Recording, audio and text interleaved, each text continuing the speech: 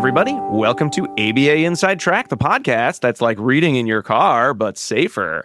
This is a special bonus episode of the main show. If you were listening recently, then you heard episode 335 about role-playing games in behavior analysis with special guest Danielle Yang. And one of the things we talked about was how one might use an RPG as a framework for a skill session, whether it's an ACT session or a social skill session, or really any sort of skill that you could probably do with BST. And we thought, wouldn't it be nice to demonstrate what such a session might look like? So I asked Jackie and Diana to join, and they said, we don't want to play RPGs. So fortunately, I was able to get Danielle to come back to GM a little kind of a role play within a role play of what an RPG skill session could look like for a behavior analyst. So Danielle, thank you so much for coming back to record a little bonus session with us. Oh, thank you. I'm excited and nervous. There's something about the role play when you're role playing with clients, it's like, this is my job. When you're doing it with other adults, it's a little silly, but that's part of the fun. We talk about pros. You might not want to use this as a technique if you hate pretending. So there you go. Right. And since you could play with one person, but that seemed a little strange. So we were very fortunate to have a new voice, I guess I should say, on the podcast. We're also joined by special guest Matt Carter. Matt, thank you for coming to play with us today. Yeah, thanks for having me. So Danielle, you introduced yourself on the episode, but if people hadn't heard that episode yet, or they're here listening to them in the wrong order, or it's been a while, do you mind just doing a quick introduction of yourself again? Yeah, I'm Danielle Yang. I'm a BCBA at Fantasy Frameworks Therapy. I have been using tabletop role-playing games clinically for the past 8 years in various settings and ways, and it's really fun. I love it. Awesome. And then Matt, how did you come to get roped into this recording? That was 100% you, Rob. But I am, a school psychologist, BCBA. I do a lot of social skill instruction in groups, and I have been curious about using tabletop role-playing games to teach social skills and other kinds of valuable life skills to kids. And Matt also has allowed himself the luxury of getting to join in some of my RPGs recently. So he's really been stuck. I told him I'd give him some extra experience if he came and played with us tonight. So it's a little bonus. I didn't know that. That's great. Oh, yeah, you get a free talent of your choice in our next game. Right. A little reinforcement there. So this. For folks listening, just to make it a kind of a little more realistic as it can be, I'm just gonna turn everything over to Danielle. She's gonna do a little bit of an introduction to sort of set the stage, and then after that, we are just going to be sort of playing the session. Matt and I will just sort of be playing ourselves in the context of needing some clinical support, and so we're in this session, and when we like the role playing framework to practice these skills, and then at the end we'll come back and do a little debrief. But Danielle, please take it away. Okay, well, I am here with my clients, Rob and Matt, who last week in our session we had worked on. So Rob and Matt are needing to work on tolerating some frustrations when things don't go their way and some problem-solving skills. And we're in this place in our therapy where last week we worked on deep breathing. When something doesn't go your way, take some deep breaths. And this week we're moving on to accepting failure, and then pivoting to identify other options. So the way we're doing this in the RPG is we do have a PowerPoint point system where their characters are charging an inner power that they have with every time that they use target behaviors. So last week, we really focused on deep breathing. They were getting PowerPoints. But this week, we're going to fade that back to where they're just getting praise for the deep breathing.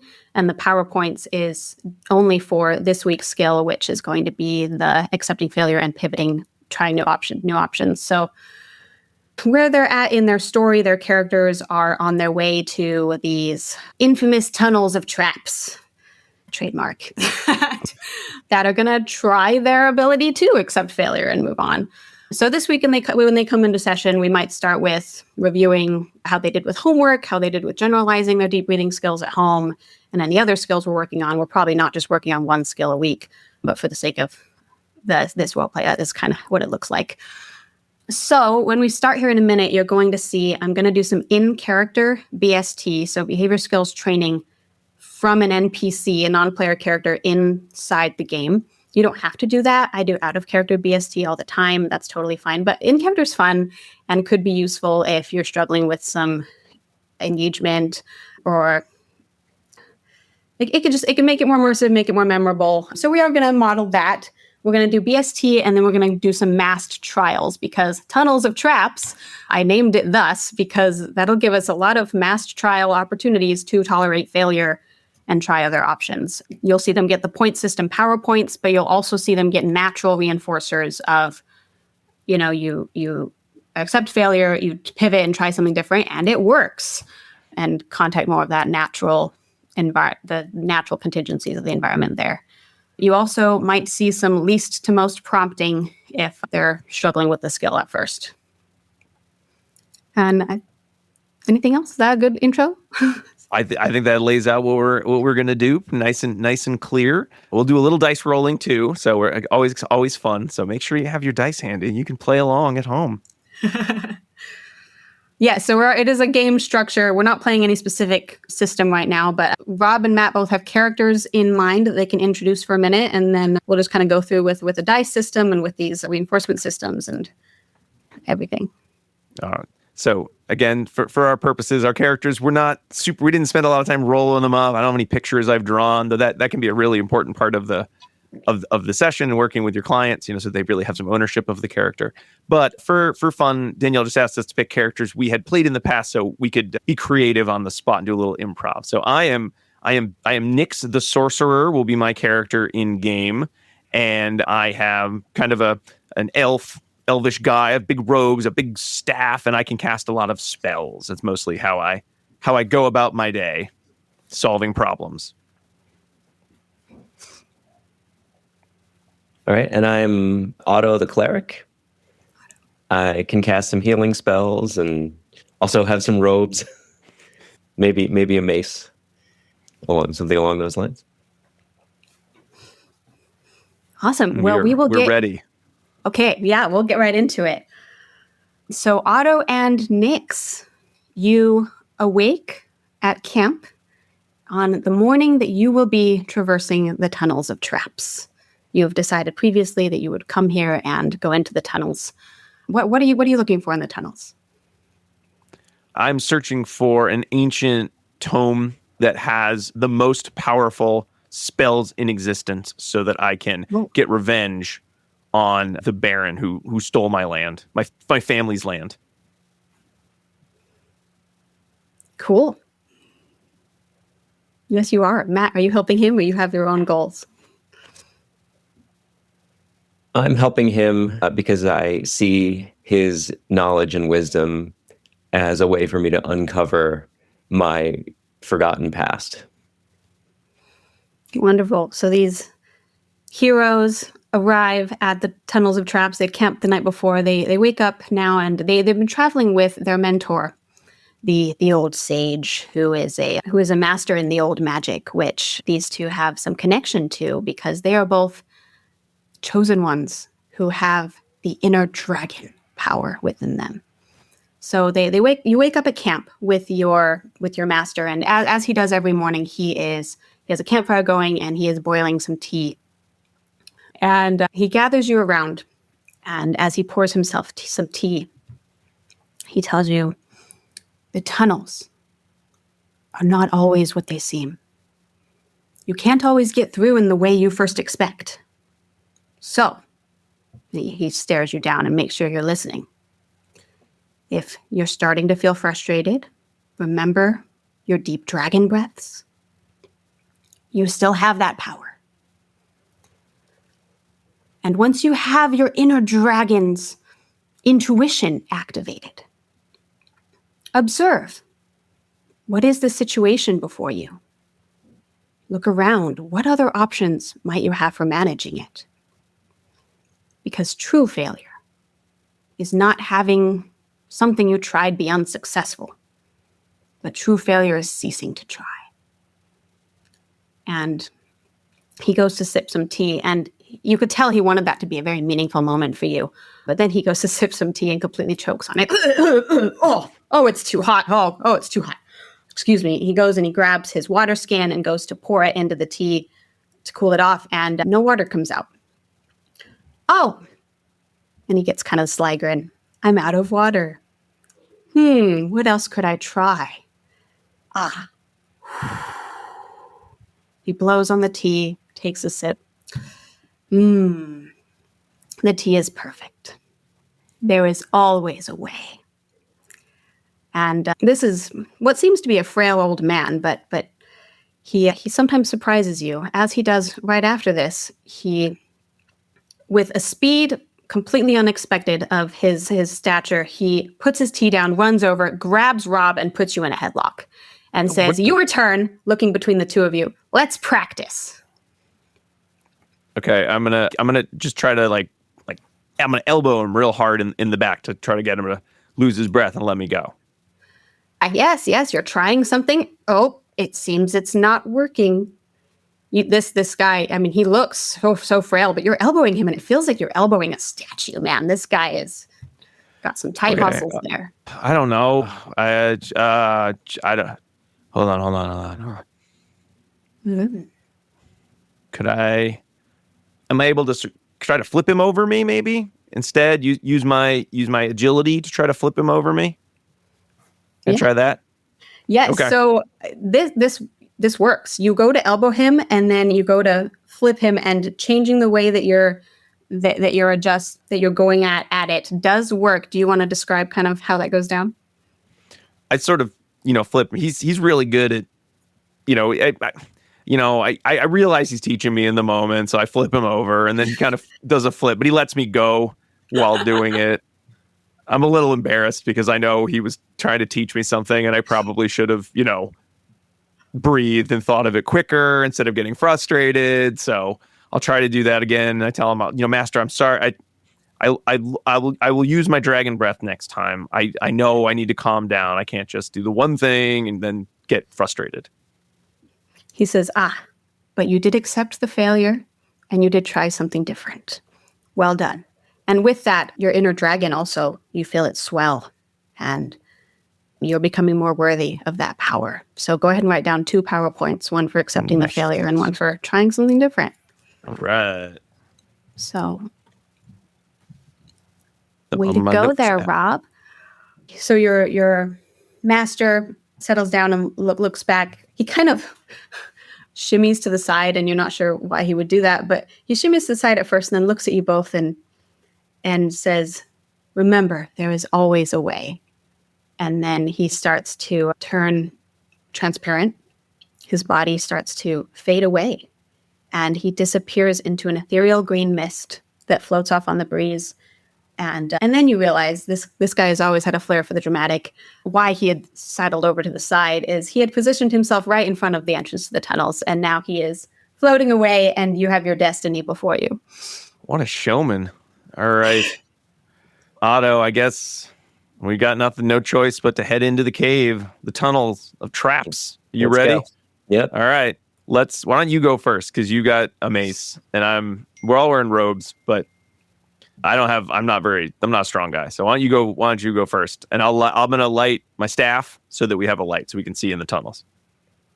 Okay, and I'm just pause there real quick. I think Rob had kind of alluded to it already, but just to tell any of our listeners that didn't catch it, we did some in-character BST right there. Is the NPC was able to do the instruction, the modeling, the role play, and then some feedback. Yeah, it could have been better. I'm sitting here judging myself, but we did some in-character BST, and now we'll go forward with our masked trials. We're heading into the tunnels, and we can see. Because I'm assuming it's dark in here. Is there any other natural light, or it's just from my staff? Nope, just from your staff. So you remind me what you were having Otto go first with his mace, but you've lit your staff and are going behind him with light. The light behind us. The light behind you? Well, I mean, it's behind Otto. Behind Otto. Okay. Okay. Well, you start to descend into the tunnel are big enough for you to walk in, all made of stone, and it descends downwards. Not too steep. You're able to keep your footing as you go down, and as expected, the sunlight eventually is no longer providing you any light. It is just the light from your staff. And but the way that the light from your staff is casting shadows does add an eerie feel to this. You're not always sure if you're seeing something scurry past or if it's just the way that Otto is moving his mace. But you're not seeing as clearly as you would have with the sunlight, of course. And you go down, and is there anything else you're specifically doing, looking for? Well, the tunnel's a trap, so we should probably keep an eye out for traps. But my character, I mean, I don't know. Matt, is your character any good at traps? Like, I'm not a traps person as a sorcerer, so I just kind of looking around side to side, keeping on my toes. I'm vigilant enough to be looking out for them. I'm sure I can't avoid them entirely. Mm-hmm. Why don't you go ahead and you can just each roll for how well you're looking. Okay. D20? D20. Mm-hmm. Okay. Yeah. For the listeners, just to add a picture, I'm using my special Christmas dice right now. So I got a 16. I got a 2. Okay. Well, Mix is feeling very good about his ability to see what he can with his light. Unfortunately, Otto is in front and is not doing as well in the looking department. And you're taking your steps, and all of a sudden one of your steps sounds different. Everything was on stone, and then there's like a hollow metallic sound, and you blew it. And luckily you stopped just in time as a axe comes swinging out of the side of the wall. There are slits on either side of this tunnel wall, and it starts penduluming right in front of your face, Otto. If you have longer hair, it has sliced some of your bangs off right there. And you're faced with this trap you set off right in front of you. Whoa. Otto, don't move. Okay. I don't know if you should take a step back or if that'll make it worse. Because you're on the stone right now, right? So I'm going to freeze in case I figure this out. Just jumping in real quick for Rob and Matt, I think you both just accepted that failure really well. So go ahead and write down a PowerPoint. Ooh. And then continue. All right. There's always a way. All right. I'll hold my light up so that you can sort of see a little bit better, so you can look around and see. But you're in front. I can't see very much other than this big axe in front of you, and that's kind of as far as I can go. Okay. All right. How fast is this axe swinging? Can I maneuver around it? Go ahead and make a roll. Not to maneuver around it, but just your deductions for how nimble you are to do that. Okay. Let's see.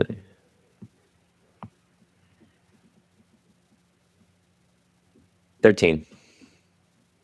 And I was late, but I'll give you first another PowerPoint. Both of you, I like using the light and the maneuver, looking at the timing. You're both pivoting to other options. I love that.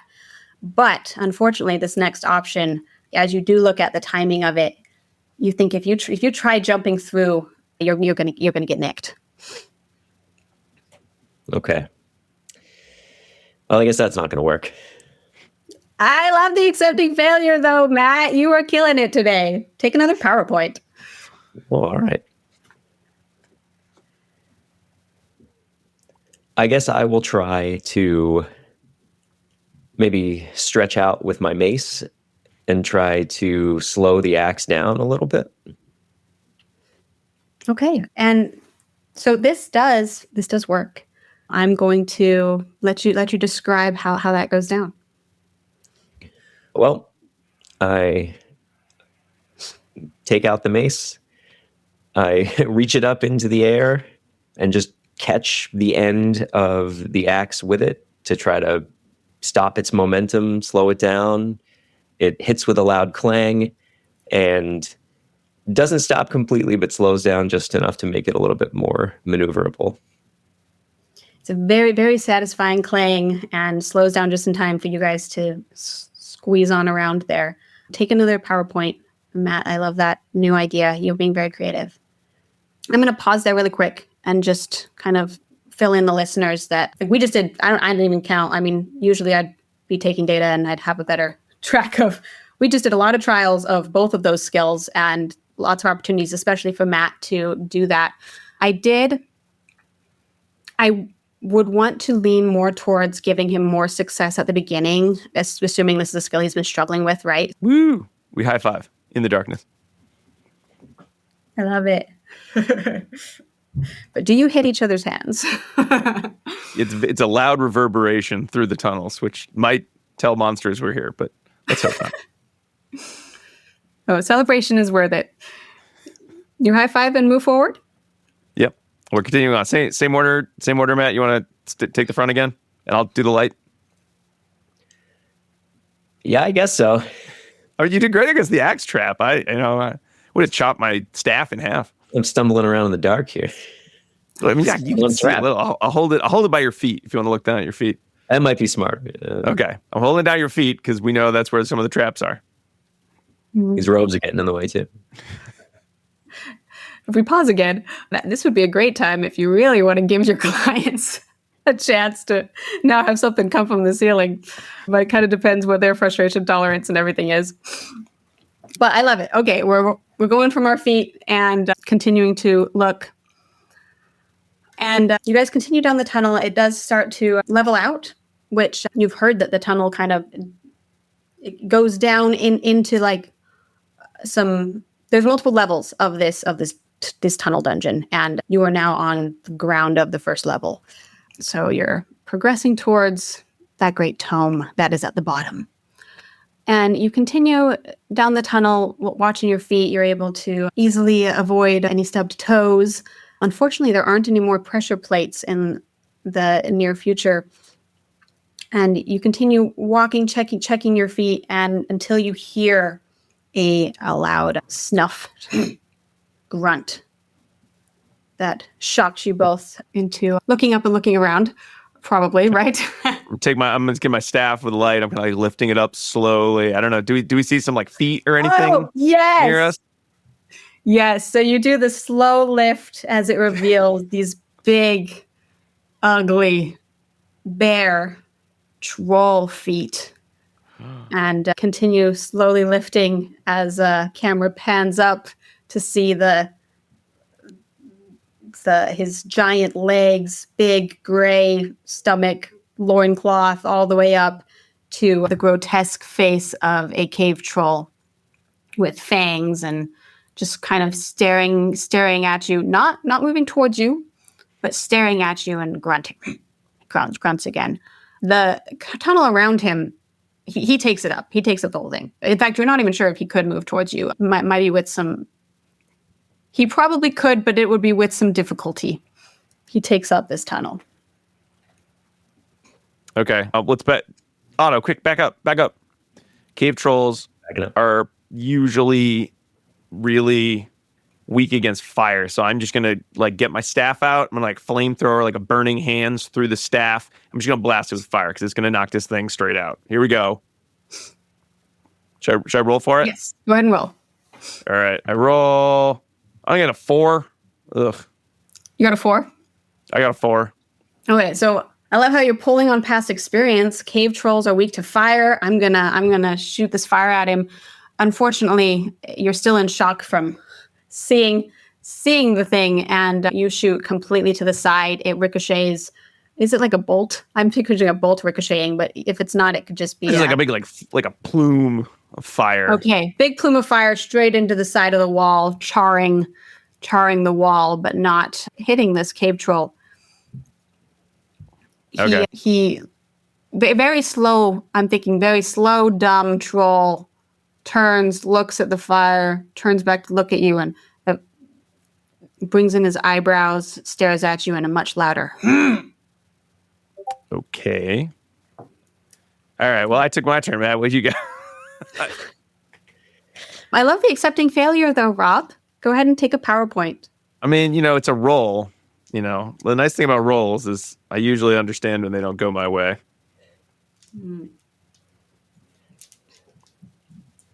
All right. I'm going to try a slightly different approach, maybe. I'm going to stretch out my arms and cast a spell of a blinding light that just kind of emanates from my hands to at least distract this troll or incapacitate him so that we can maneuver past. Okay, go ahead and roll for that idea. All right.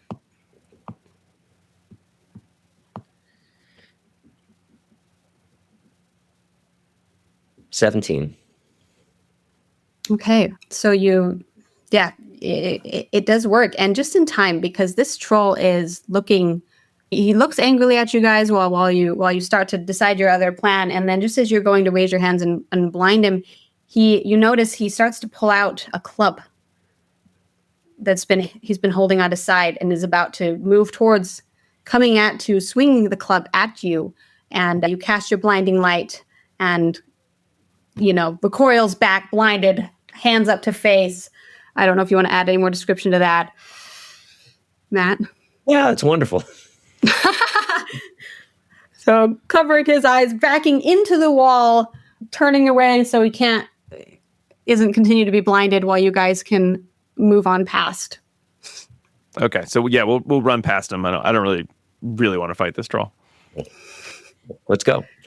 Okay, so we're running past, and we're running down the tunnel. I love the idea to run. You're running down the tunnels, and they do start to descend a little bit again. And Rob, you trip. Nix is running. He trips. His toe hits a rock and fall on your face. Man. Okay. What happens? Do I get damage or something, or you want to roll? Yeah, why don't you roll for damage, Okay. if you get damage or not? Oh, okay. What should you make a save if you can catch yourself? Make a save. Okay. I got a 12.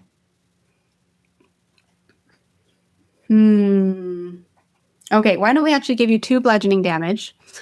So just mark down. You do get down and scrape some elbows. Oh, fine. Okay. 2 damage. Well, I love that accepting failure, Rob. I didn't even make you roll. You just tripped and you still were able to do it. I just want to point that out. I know. You're doing awesome. It's only 2 damage. I mean, I'll be okay, I think. Okay. I got where is my clarity? Oh, does Auto trip over me now? You want to roll for it, Auto? Because you're behind, right now, or are you in front? I don't know. We didn't really decide. I assumed I was in front. I seemed like I'm a character that would run in front. Let's do it. Nix was so afraid he ran in front of Otto and then trips, and now Otto might trip over him. Go ahead and roll. Oh no. Okay. 11. Okay, I'm gonna have you trip over him, but you won't take damage. How's that? Yeah, that's fair. As long as I'm out of reach of the troll. So you run. Yeah, he falls flat right in front of you. You run, and I don't know. Do you want to describe how you go down? Did I trip over? I tripped over Nix. Yes. All right. So I'm running in a panic to get away from this troll as quickly as possible. I hear Nix say, "Whoa!" Just bite it. But I wasn't quick enough to react and tripped over what I assumed to be him, and then kind of rolled a little bit, but was able to find a soft spot in the rocky cave and tumble a little bit and come out unscathed, mostly unscathed. Okay. Except for your pride, you have both fallen. Not even a trap around, and you both now fallen on the ground in the tunnels of traps. Oh man, this tunnel's starting to kick our butts. Rob, did I give you a PowerPoint for that? I think so. I have 5 right now. I have not been keeping track, but You told us to keep track because sometimes I know you can have have like an RBT or someone helping with the data collection. So we said we pick up the slack. Okay, so you have I know I praised for it. You did good accepting that failure, even though there wasn't even a roll. It was, just me giving you that failure. And if I didn't give you a PowerPoint, you should get one for that. Okay, I wasn't sure. I thought you might be at the thinning reinforcement phase of the encounter, so I took it as just the praise. But I'll take one. Yeah, I mean that could be too. I guess since we're already kind of having this conversation, we'll pause here. He had made that comment about, well, it's a role and I could accept if it was a role earlier. So I wanted to make sure I gave him a failure that was just, I'm the environment and I say so, to see if we could give some practice with a different kind of exemplar there, which he still did great. So I outed my rule-governed behavior. Yeah. Now I have to learn a new skill. So we'll go on ahead. You said you have 5 PowerPoints. How many do you have, Matt? 4. Okay. So you continue on into the tunnels. And actually, if we can do a pause of a pause of a pause, like actually edit this out part. I haven't done any prompting. Next one. I'll get. Okay. I can get crabby at that one. Okay. And so I'm like, I don't want to fade the reinforcement because I haven't even had any. I mean, I guess I might at this point, but I knew you were going to show. You just haven't yet. I was gonna struggle with the troll, and then I realized I rolled like bad, and then I was like, oh well, that's I'm not as frustrated. Then I was like, oh well, I'm not frustrated because it's a roll. Like that's the game. That's how the game works. I guess I could have been. If I'd gotten a good roll, I wasn't sure if you'd be like, oh, that didn't work. No, this troll's immune to fire. And then I was going to be like petulant, like that's not the rules. The rules don't say that. That's not how it works. I should have gotten, but then I just rolled fast. Yeah. Well, and that's not like I don't know my clients in this situation. No worries. I figured if that one didn't do it, like the next encounter, I'll try something and now it's an environmental thing. Like, nope, doesn't work. Can't do it. Everyone's mad or whatever happens. And then I can give you a chance to prompt. Okay. And so I think we'll do like the fungi folk. I can prompt there and then we'll go on to, Yeah, that's right. 8 PowerPoints is just what you need or something. Yeah. All right. So Dan, come back in right here. Okay, so you have put some distance between yourself and the troll. How do you proceed down the tunnels now? Well, let's not run again. That didn't go so well. Take another PowerPoint, Rob. Yes. Thank you for pivoting. Sometimes things don't work out one way, and you try something different. In fact, your inner dragon is surging with power, so much so that you can almost taste the fire breath. That power you get when you have enough PowerPoints is so close. You are becoming more and more worthy of your inner dragon. All right. Why don't I take the lead? I have the light. I feel like looking down's been no good. Looking up's been no good. I'll stand in front. I can conjure light also. I can generate light from my hands as I did with the blinding light. I can just keep it a little bit less blinding to give myself way to see. That's creative. Right. And let's just kind of slowly go because we've gone through a couple things. I feel like we got to be near the end of this tunnel, which means it's going to be rough. So we're going to go slow and be prepared. So we both have lights, and who was in front? I'll go in front this time. I feel bad. I've gone to the back. Okay, so we're going slow. We've got Nyx in front with his light kind of positioned more central. And you're feeling pretty good. You're going slow. You got your light central. You've learned from the traps so far, and you're applying that learning to the traps ahead. And so you're feeling good about this plan as you focus straight ahead for anything obstructing the tunnels, anything that might come out or be there. And just as you're feeling good about this decision, you hear a crunch and realize, I decided to move my light up instead of looking at my feet, and now I'm stepping on something. But you have stepped on something. Did I lose you? No. I'm okay. I'm gonna hold my light down. What did I step on? Is it a trap? Did I step on a carnivorous plant? What is it? So after hearing the crunch, it also then kind of squelches, and then there are tiny little screams. And as you look down, you see little mushroom people surrounding your foot and hitting it with clubs. Oh, and yelling at you. Are they hurting me at all, or it's just more? Yeah. Oh, okay. Ooh, all They're right. looking up at you and speaking though. They're yelling. They're yelling. Okay, but I can't hear what they're saying. You could try.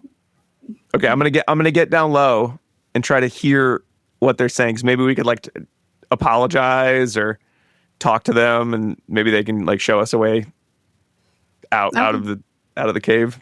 Yeah, you get down low, you can't hear and understand. And they're like, "You dumb giant, that's our house. We just built that house. Get out of here." Okay, like could we just leave them there? Or are there other houses? Like You look around, and this whole this little mushroom village is spread 2 yards in front of you and across the whole tunnel. Okay, so I'm gonna whisper because I assume my voice is like super loud. I'll say, "We're very sorry about smushing your house. We're trying to get through. Can we go through your village?" I'm trying to be very charming because I want them to say yes. And I like what you're going for. Unfortunately, these mushroom people have some mythology about whisper sounds, apparently, because you start speaking and they're all, "It's the ghost of Whispers Past." And I'm going off of your dice here. Oh, okay. your All right. Scrooge dice. "The ghost of whispering," and they start running around even more escalated than before. That's not in the monster manual, Danielle. This is ridiculous. They should have. Can I try to charm them again? Let me try in a normal voice. I'll try in a normal voice. How about that? Right. I like your pivoting. Go ahead and take another PowerPoint, Rob. Okay. And couldn't quite tell if that was a full accepting of your failure or not, but I mean, it was not great. I could have done better. that's okay. Well, you're recognizing it, right? That's the first step. That's great. Okay. Take one for the pivoting. Okay. All right. I say, can we go? I'm not a ghost. We're just travelers. Please let us go through your village. I'll let you roll for that one. I got 15. 15. You would really scare these mushroom people. Oh, come on. The ghost. Now he's trying to talk to us. Don't listen to him. I don't know. I don't want to crush their stupid village. I don't know. I don't know. I can't talk to them. We could burn their village, but that seems bad. I don't want to do that. I don't know. As you're Nix is really feeling this confusion, right? And that's part of this experience. He does see a glimmer of the green mist from before, the green ethereal mist, and a small whisper on the breeze. "Try your master's voice." Okay. I love that deep breathing, Rob, from last week. That was great. Well, if we can't go through, I don't know. Let me look to the side. I'm going to hold my light to the side. I'm kind of sorry, everybody. Sorry. I don't think we can calm them down very well. So if I look over, like, if I look around, like I'm going to look over to the side, maybe, like, is there a pass through there that we missed before? Like, I'm going to look around instead. Is there something else we could do? Yeah, take a PowerPoint for trying again and looking for more out-of-the-box options. As you do look around specifically for a path, you would see that this village does sprawl the whole tunnel.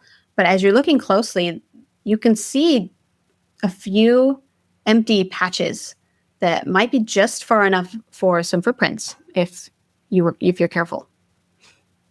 Okay. What do you think, Otto? Should we try to like jump through here? Do you have any other ideas? I don't have any other ideas. I've been really racking my brain on this one, and yeah. And we could just kill the mushroom village and like just Godzilla their whole town. Yeah, I don't want to do that. Yeah. That seems cruel. I don't think that's our. We're not those kinds of characters. For jumping in patches. I haven't directly heard from you, Matt, but your inner dragon knows that you've been really racking your brain. You've been thinking about other options, and that's an awesome skill. It's what we're working on today. Your inner dragon does swell with that power. Go and take a PowerPoint for that too. Well, cool. All right, so I guess we will very carefully and slowly kind of like move like lift our leg and go like one space and then sort of pause in the next space and just try to kind of climb through the village in these little vacant mushroom lots, I guess. They haven't developed that area of the neighborhood. We're going to climb through there to see if we can get through. Okay, let's have you each roll. Okay. Come on. 10. Yeah, 9 You for me. guys aren't liking you today. It's not Christmas anymore, Rob. No, I guess not. Get my January dice. Matt? 9. Oh, okay. Well, it was a good idea, and your inner dragons are happy that you tried. You're able to step through a couple of the empty spots successfully. You get to where I said it was like 2 yards across. You're a good yard in when you do step on a small mushroom structure. Oh, geez. All right. I don't know. Maybe it is time to just crush these. I mean, we're just gonna be killing mushroom Can people. you cast any spells that make us float over or anything like that? Oh, okay. I didn't even think about that. Let me see. Oh, I could cast levitate. I do have a levitate spell. I could try. I could. Why don't I think I could levitate you. I'll levitate you, and then kind of you can sort of push you, and you can sort of float to the other side, and maybe you'll see another path from there or something. Because I don't know if I can't levitate It's not flies. I don't think I can levitate myself. I'd have to look into it. Matt, I want you to take 2 power points. I love how you were accepting that failure and thinking for other options. Rob, go ahead and take one too. It sounds like you're thinking of another option too. You guys are probably getting pretty close. How many power points do you have? I got 9. 7. Okay. Let me get you to the other side because then I cast levitate on Otto and he's not fighting me, so I assume it does it pass? Like I don't have to roll for it because he's not resisting or anything. I touch him and he casts. Yeah, you can cast it and levitate him over. Okay, so I cast. So Otto, you're floating off the ground a couple feet. I'm gonna kind of like twist you in the air so that you're sort of Supermaning, and then I'm just gonna sort of shove you through the tunnel, kind of close to the wall. So if you need to push off, maybe you can. Do I need to roll or anything, Danielle, or do I can I shove him? I'm not sure how far he'd go. He's just levitating and you're just pushing with your strength and he might be shoving off a wall. Yeah, I kind of pushed him like not into the wall, but like next to the wall. So if he needs to sort of move himself along over the city. Okay, let's have you both roll for your magic worked, but let's see how all of your pushing is working. A 6. A 6? 18. 18. Oh, he got an 18 though, so I shoved him a little bit towards the wall, maybe just enough. Okay, yeah. Well, Nix is about to shove. What was your name again, Matt? Otto. Otto's face into the wall, but luckily Otto has some good reflexes and is able to deflect it and shimmy himself along and get out on the outskirts of the mushroom village. Now I'm stuck in the village. And you're being surrounded by mushroom folk. Oh, with the ghost! No, I'm just walking. They're lighting mini torches of whatever mushroom folk use in mobs. Otto, I'm stuck. I don't know how to get out of here. Is there anything I can do to pacify these mushroom people using my cleric spells or skills or anything like that? Oh yeah, sure. Using cleric spells. Is that what you said? Okay. Yeah, and any kind of, I don't know. Yeah, you could have like a calm emotions equivalent of whatever game this is we're playing. All right. Well, I'm gonna try that then. I'm gonna try to chill these guys out. Okay, go ahead and take 2 power points. I love how you were able to accept that, Matt, and pivot there. I think I was seeing some exception from you too, Rob, so you could take one as well. I'm stuck. Accepting failure is a hard behavior to operationally define. Fungi people are gonna set my robes on fire. So, how many power points does everybody have? I have 10. We do have a 10 and a 9. Okay, so Matt, you are able to calm emotions, pacify, Do you want to describe how that goes with mushroom people? Well, I'm not going to whisper. They hate that. I just kind of, I guess, again, sort of outstretch my arms to the side this time and kind of concentrate on my own peace. And that sort of creates this wave that carries over these mushroom people and sort of stops them in their tracks. And they all take a deep sigh. Which that prompts me to take a deep sigh too. And everything just kind of like hangs. Beautiful. I love the spirit of our deep breathing just taking over today. That's wonderful. Everybody takes a deep breath, and we all know what that does to our bodies, right? Okay, the mushroom people are no longer coming at you with torches, Nix. You've got a good 3-foot leap to the other side. Okay. Well, now they're not bothering me, I don't have to worry I'm going to like kick them over, I guess, when I jump or take them with me. So I'll give a leap. And it's just my movement, right? So I'm 3 feet. I can do 3 feet. Yeah. I think. You can make a jump. I jump over to where Otto is. Kind of jump on Otto. I kind of try to hold on and stabilize myself as I get to the other side. And I go, whoa. Whew. Thank you. I did not want to have to do the rest of this adventure naked when they burnt my robes. So thank you very much. Otto, you saved the day. All right. Awesome. I love the teamwork. And you said you had 10 PowerPoints, Rob? I have 10 PowerPoints. Okay. I forgot to give you a narration, but you know that's how much you need. So your inner dragon is fully activated. You can breathe fire. And I hope you don't mind. I didn't tell you earlier. I'm sure you didn't want to do it on the mushroom people. No, I figured it would not be a good idea. So now that we have the fire inside us, that will get us the we can use that fire to sort of like blast the opening to the next dungeon, right, or the next floor. That's like our exit, right? You now have that power to use when you see fit. But speaking of which, as you go over the fungi village and look at the tunnel ahead of you, you are now faced with a giant sticky cobweb spider web just filling the entire space. Oh no, I don't want to deal with that. I'm gonna blast it with my firepower. I don't want any like Lord of the Rings killer spiders. No, thank you. So I do my dragon breathing. I pull in, out. I'm visualizing it, and I can see, and I feel the spirit of the dragon inside me. And then I just sort of like open my eyes wide, and just beams of light start shooting out of my eyes. And then I open my mouth, come out of my mouth, and it's sort of like a light and a flame at the same time. Maybe even my fingertips, and it just blasts through the webbing. Yeah, just it's gone. Fire display, the most glorious fire display that you guys get with your inner dragon, which you mentioned Lord of the Rings. You blast through several layers of webbing and spiders. But luckily, they are all being consumed in flame, and you see before you and this is a point where, I'm gonna pause. It kind of depends where we want to go next. I could say it's the stairs to the next level. I think we did say, I already mentioned there were 3 levels of dungeon or whatever. So the stairs to the next level of the dungeon, go back in there. And you've cleared this level. You're heading down to closer to your tome and your final goal there.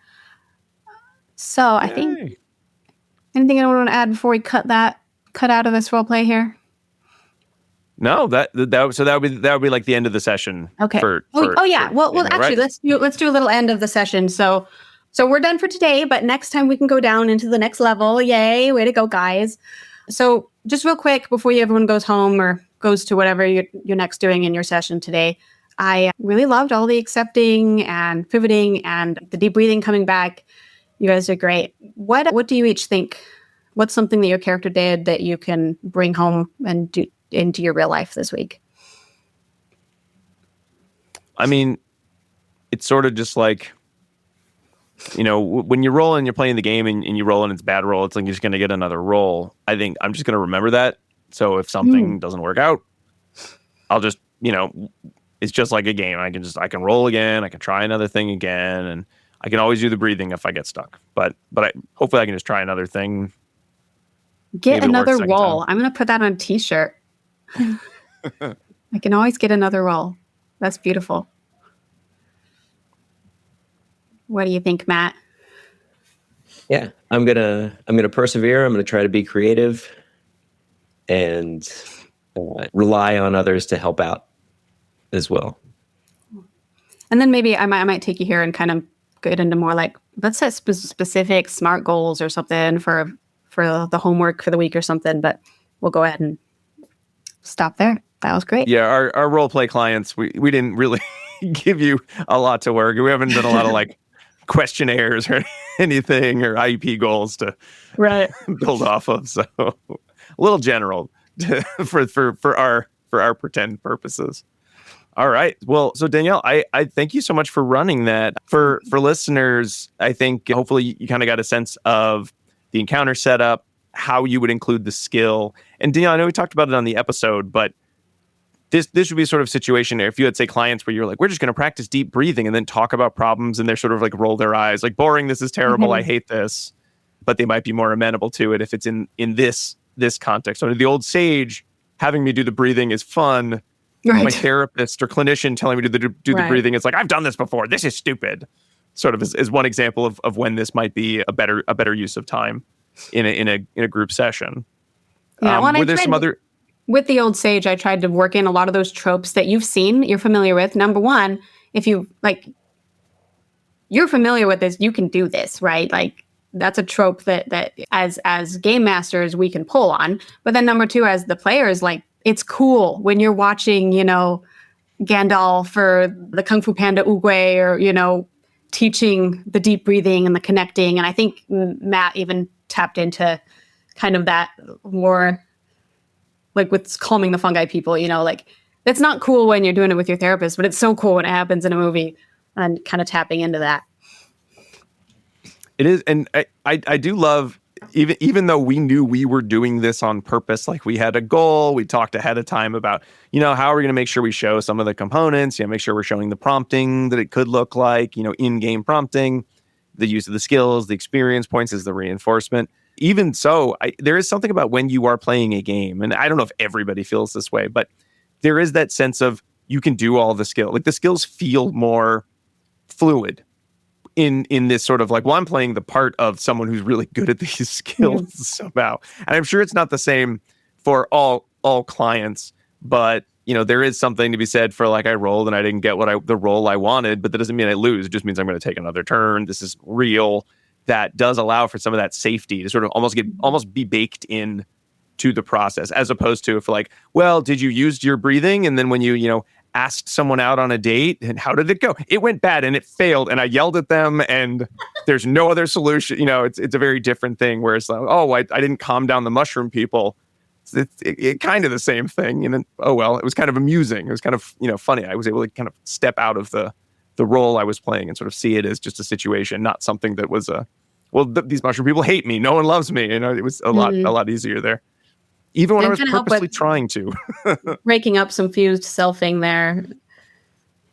Mm-hmm.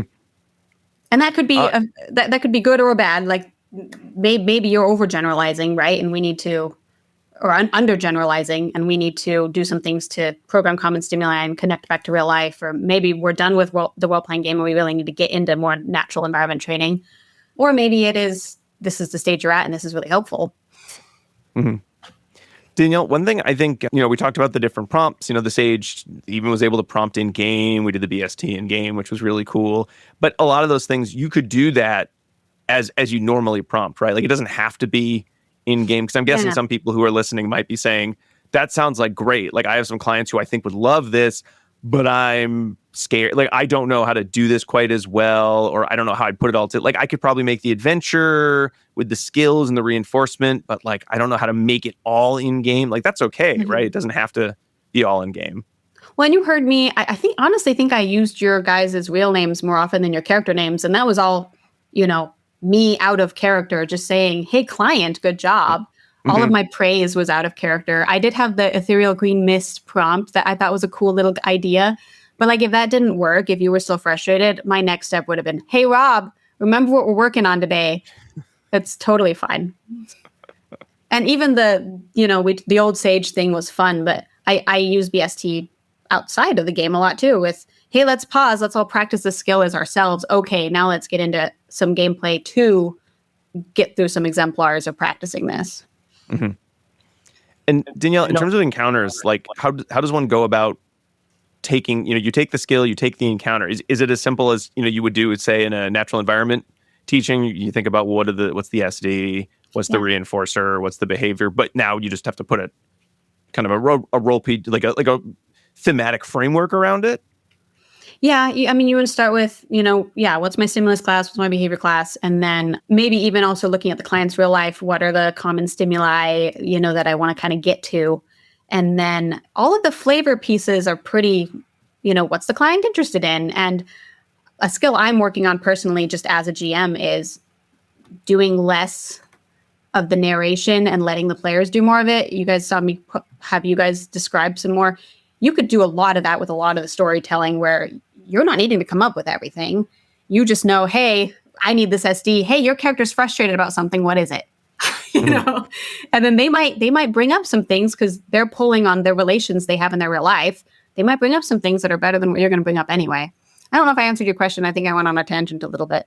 No, it's all good. I know for me, I'm very used to being the GM in a situation. So anytime I have to play, I feel like I just end up taking a GM role, even though I'm the player, which I think even at one point I was like, and then this is what happens, even though technically I would say I'm doing this. And then you would tell me the response. But, oh, well, if we're talking about acceptance and flexibility, it's at the end of the session, it's probably not worth being like, actually, client, that's not how the game is played. It doesn't look like that at all. But I know some folks, when they play, they, have different styles. Like some folks, like to play the part. Some want to just say, I will do this, or my character would do this. Like they don't have that same relationship with the character they're playing. They sort of see the character as so different from them that they sort of narrate what they are watching their character do, which I guess is good if you're trying to teach like self as context or something, but isn't always the most fun role-playing experience. Yeah, well, you want to build your characters based on your behavior plan, what you're going for. If you're going for perspective taking and they want to play a character that's very different from them, but maybe is similar to someone they struggle with in real life, that's awesome. But I definitely would, as you're building the character, you want to set up the operations that you'll need to practice whatever the skills are, which usually means character is similar enough to me or good enough at what I'm not good at or something along those lines to kind of prime working on the skills. Oh, and one thing I want everyone, I hope everyone who listened had fun listening. It is very fun to play and be imaginative, especially in these sorts of situations. I think it's tricky sometimes. Danielle, have you noticed, because I know you mentioned on the episode, and I know and when we've talked that you've played RPGs for a long stretch of your life, right? It was like a family thing and it's continued on. And I did on and off and on, but I certainly grew up playing a lot more video games. Like Atari, Nintendo Entertainment System in the 80s were sort of my first ones. So even for me, it's taken me a long time to not see everything as like, well, here's the level and there's one way to get through this and it's usually kill the thing. And it's taken me a long time to be like, wait a minute, I could, when they say you can do anything, you could literally say, I want to do whatever crazy thing. And then it's up to the GM to yes and you rather than, as much as they can, rather than just like, nope, that's not how it goes. There's one solution and you failed, which I know can be hard. And I feel like I'm curious if your clients today, when they sort of just have so much on-demand work, whether they sometimes get stuck or paralyzed with, I don't know, like walk forward. I can't walk forward. And I don't know, I got no other ideas. Even though if they were there, they'd be like, well, I'll look backwards. I could look to the side of me, Yeah, I'm struggling to think of specific examples. If they're new to TTRPGs, there are, the first session or two is a lot of kind of getting them into, okay, this is how this works. And some, clients want a little bit more like, what are my options? That I haven't really come up with a specific way to handle that yet. It's kind of just been on a client to client basis. And if it's really not working for them, then we don't need to do the TTRPG. We can do something else. But the video game culture also can be helpful. Like that axe pendulum thing I just pulled out of Skyrim, Like, I don't think there was anything in here that was really, you don't need to be super creative or imaginative. You just pull from the relations you already have. Mm-hmm. That's good. I know, Matt, because you played some before, but you've only kind of got back into it in the past. I hadn't. No, Yeah. Oh no, you hadn't played it at all. Okay. Well, this is a within the last couple of months that I've been doing this. I've done some other kinds of like, role-playing board games and video games and stuff like that, but not anything that's as open as the kind of tabletop style. Oh. And what has that process been? I mean, were you in similar boat in terms of coming from like the board game, kind of more RPG board games where it's like, well, there's only so many options because, I can see the board, I have the pieces, I know the rules in the rule book, having to sort of come up with other ideas, or is it something that's, been easier in a group, or how have you found that process? Yeah, I'm still working on the kind of the generating ideas creatively part of it, and still kind of, I'm not totally 100% on what the limits of that are, or if there are limits. It doesn't seem like there are. Oh, I don't think there are. No, I mean, it is the tool you make it be. And then, like Danielle, you mentioned sort of some of the things we didn't role play as much, but you mentioned would be we would have done more character work to begin with. People didn't see the initial lessons that would have gone into the kind of scope and sequence of the work you were doing with the clients. And then you'd have like either homework assignment, the summary piece, and sort of know where the lesson was going to go for next time. Like potentially if we had another session where we went down further into the depths, would it just sort of be a thinning of reinforcement, maybe more natural, trying to get to more natural SDs, a different skill? Yeah. I mean, this was very mass trial on one skill. So the first thing I want to do is start fading to more intermixed trials and fade the reinforcement schedule. So I think if we go to the next level, maybe you guys are struggling with some social like collaboration. I guess you weren't. You were really good at collaborating, but you were great at collaboration. That was the earlier dungeon. Y'all missed that one. We were great at that one. But maybe we get farther down and, you're struggling with collaboration or you're struggling with some other problem-solving skills. Like we'll start introducing some other skills, and I can put whatever I want in this dungeon to work on whatever you want to work on. And then there'll still be some failures and accepting failures, but this was very focused on if you don't get above a 15, you are going to fail. And I'd lax that, right? We do less thick of a schedule of practice trials and fade back the PowerPoints, make it more natural, and kind of do some natural fades on that skill while we start working on some other skills too and intermixing them all together. And I'd fade out the praise on the deep breathing too, and because that was one that was kind of coming over from last week. But it really kind of depends on the clients. And I could speed through the rest of these tunnels, get you to where you get your tome, and then we can go to town and work on a lot of social skills there. Or the next level of the tunnels could have more mushroom people or ghosts and do something more social, just really depending what the client needs to work on. We get the backstory and why the mushroom people hate these ghosts so damn much. All right. Well, I hope everyone enjoyed kind of listening to a sampling of what TTRPGs in your behavior analytics session could, like we're saying, the sky's the limit, but it could it's sound so versatile. something like this. And it is definitely a lot of fun. I know, we unlike in the real session, or perhaps in some sessions, Danielle, depending, I guess, on some of the skills, Matt and I did get to have a little bit of say in some of the adventure kind of types or the encounters, and so we sort of knew what to expect because our goal was not to just play role-playing games. It was to make this seem like a session that was clear for the listener. But I suppose you could have some clients add some ideas in, or they'd be adding in some of the things from their lives that you would want to sort of pepper into the game to make it more realistic to them and relevant. But if you're interested in learning more about this, if you haven't listened to episode 335 where we talk about the research on this, well, geez Louise, go download that right now. And if you came to this episode from that episode, hopefully now you kind of have the whole package of some of the research behind things and what it could sound like. Danielle, I know you have links, but you could share them again if you want to. I think this one's going to come out right around the same time as the other episode, so there might still be time to get into your upcoming session. Yeah, I've got a continuing education course focused on this topic, on using TTRPGs in behavior analysis, and we talk about different examples, different settings, and we have everyone set their own, plan their own kind of behavior plan and encounter for their clients, and go through a lot more detail about all of the things we talked about in the other episode and here. So if you're interested in that, we can add the link there.